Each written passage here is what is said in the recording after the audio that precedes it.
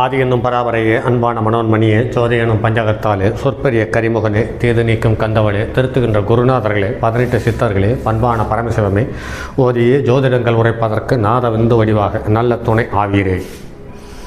உலகில் உள்ள தமிழ் பேசும் அனைத்து நாள் உள்ளங்களுக்கும் மற்றும் ஜோதிட சான்றோர்களுக்கும் மூத்தோர்களுக்கும் ஆர்வலர்களுக்கும் மற்றும் இந்த காணொலியை காணும் உங்களுக்கும் அஸ்ட்ரோராஜின் இனிய நல்வணக்கங்கள்.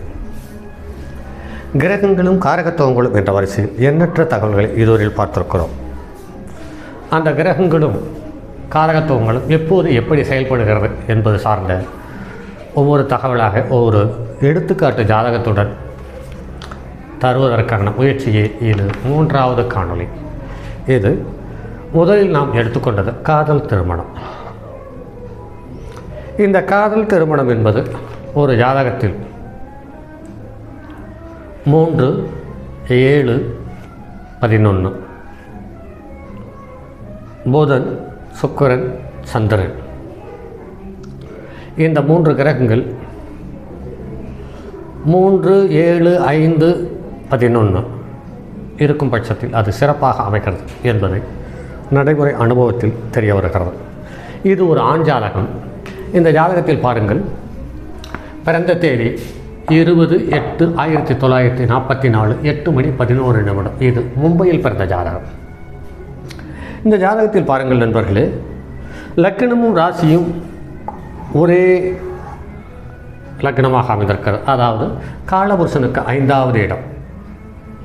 இந்த முதல் தொடர்பிலேயே இவர்களுக்கு காதல் வருவதற்கான வாய்ப்பு வந்து விடுகிறது. அதாவது 5, 7க்குரியவர்கள் சம்பந்தம் இருக்கும் பொழுது அல்லது 5, 9க்குரியவர்கள் சம்பந்தம் இருக்கும் பொழுது காதல் திருமணம் என்பது சுலபமாக கைகூடுகிறது.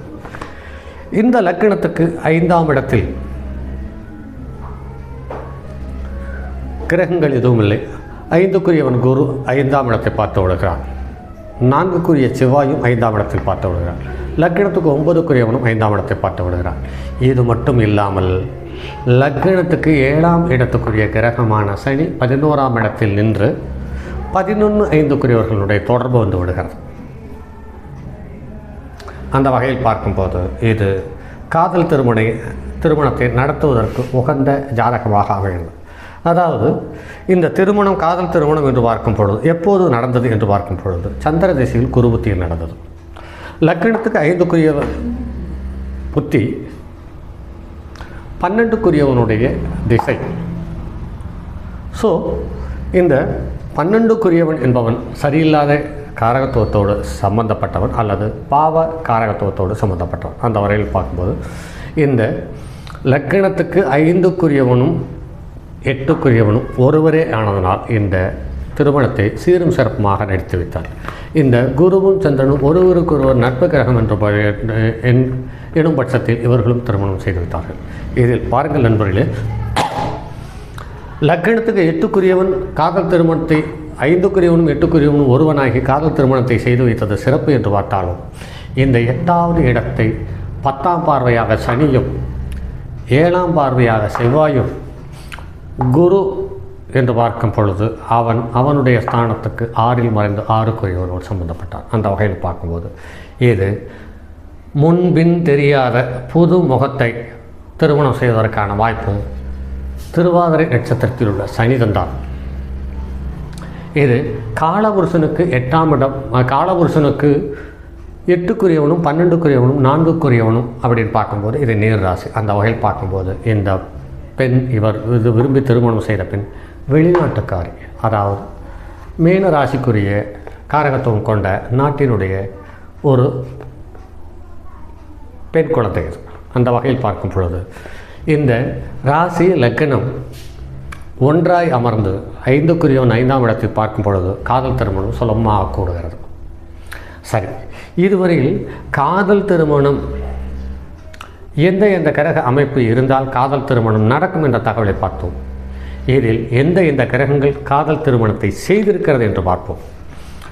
ஜென்மத்தில் இருக்கக்கூடிய அதே சிம்மத்தில் இருக்கக்கூடிய குரு அதே சிம்மத்தில் இருக்கிறார். இது முதல் 5ஆம் இடத்துக்குரிய கிரகம் 5இல் வலுப்பெற்றதனால் அடைந்துவிடுகிறது. ஆனால் திருமணம் நடந்த நாள் அன்றுக்கு லக்னத்துக்கு 5ஆம் இடத்தில் அமர்ந்திருக்கிறது. பிறந்த நாள் ஜாதகத்துக்கு லக்னத்துக்கு 5ஆம் இடத்தை 5ஆம் இடத்துக்குரியவர் பார்த்ததனால் இந்த காதல் திருமணம் சுலபமாக கைத்தேறியது. அதற்கடுத்து என்ன பண்ணால், பிறந்த நாளில் கன்னிராசியில் செவ்வாய், திருமண நாளில் மீனத்தில் செவ்வாய். ஆக இந்த ஜென்மகால செவ்வாயும் கோச்சார செவ்வாயும் ஒருவர் தொடர்பு வந்தது. அதற்கு அடுத்து பார்த்திங்கன்னா, பிறந்தகால சனி கோச்சார சனியை தன்னுடைய 10ஆம் பார்வை பார்த்தனால் திருமணம் நடந்தது. ஆக குரு சனி செவ்வாய் இவர்கள் காதல் திருமணத்தை செய்து வைத்திருக்கிறார்கள்.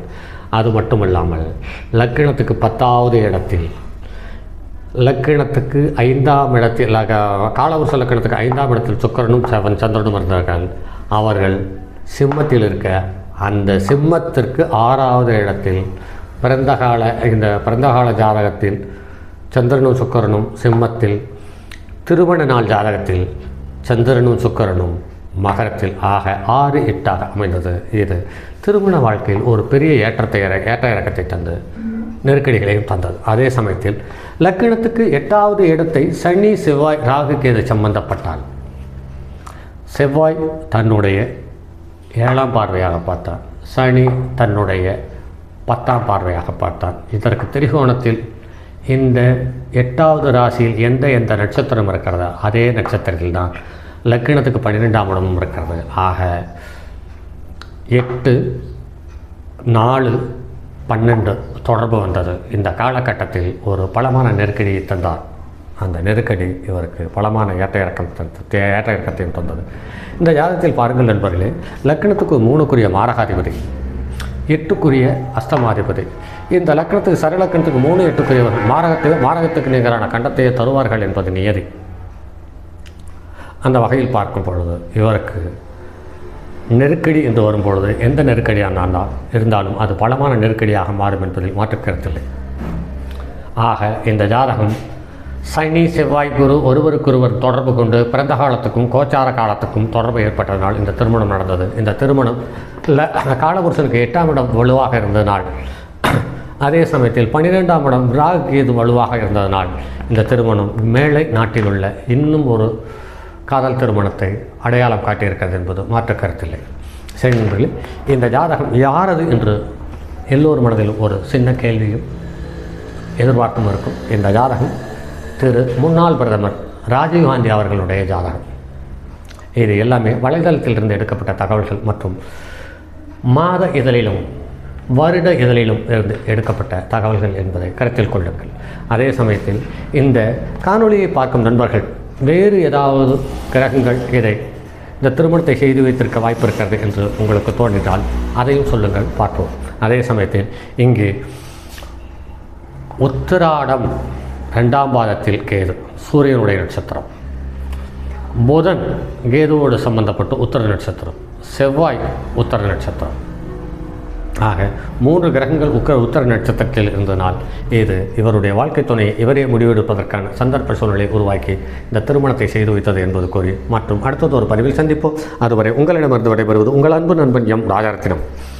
தங்கமான் மழுவோடேந்தி தன்மதி தலையில் கொண்டோர் மங்கையர் பறிக்கச் சொன்ன மாமூலி ஜோதிடத்தை இங்கு யாம் உரைப்பதற்கோர் இமை என்னும் பிள்ளை வராமற் காக்க செங்கன் மால் மருகன் யானைச்சிறன் பதம் காப்பதாமே.